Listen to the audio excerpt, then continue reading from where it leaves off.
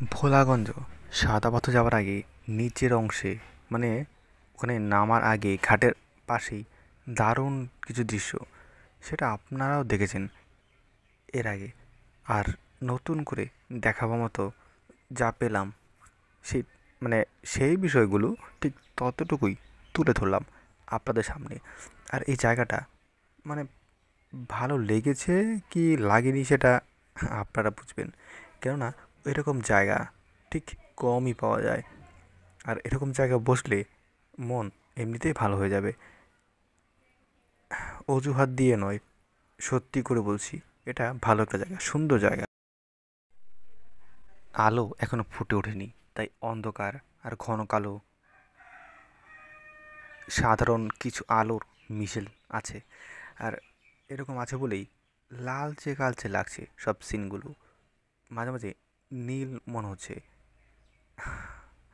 ঠিক এই বিষয়ের জন্য, কারণ এখনও ঠিক সূর্য ওঠে ওঠে বলে উঠে পড়ছে না, মানে আমরা সেই গভীর রাতের পর মানে একটা ভোরের আগেই চলে এসেছি।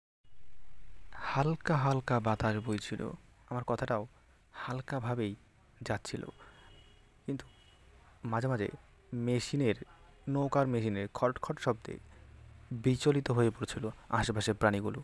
তাই ভয়েসটা এভাবেই দিতে হলো, না দিয়ে উপায় ছিল না। সুপ্রভাত। সকালবেলা অনেকটা শব্দ, আবার শব্দ নেই বললেও চলে। সকালে মানুষের কর্মব্যস্ততা অনেক বেশি, কর্মব্যস্ততায় মানুষ কিছুই ভুলে যায় না। আমরা ঠিক তেমনি এসব কিছু ভুলে না গিয়েও কাজের ফাঁকে ছুটি পেয়ে চলে এলাম। আকাশে পাখি উঠছে, আর এই সময়ে ঠিক সিলেটের মেঘালয়ের পাশের এলাকা, যেটাকে আপনারা সাদা পাথর ভোলাগঞ্জ বলেন, ঠিক সেখানে আমরা চলে এসেছি। আর এখানের অবস্থা ঠিক এরকম দেখতে পাচ্ছেন। একটু জুম করে দেখাচ্ছি, তাহলে বুঝতে পারবেন কতটুকু দূরে আমরা চলে এসেছি। দাঁড়ান, এই 2x জুম করার পর ঠিক এইটা দাঁড়ালো এরকম। আর পাহাড়গুলো ঠিক এরকম। আর একটু সামনাসামনি দাঁড়ালে আমরা পাহাড়টা দেখতে পাই। আর একটু জুম করতে পারি, সেটা হচ্ছে ঠিক এরকম করে।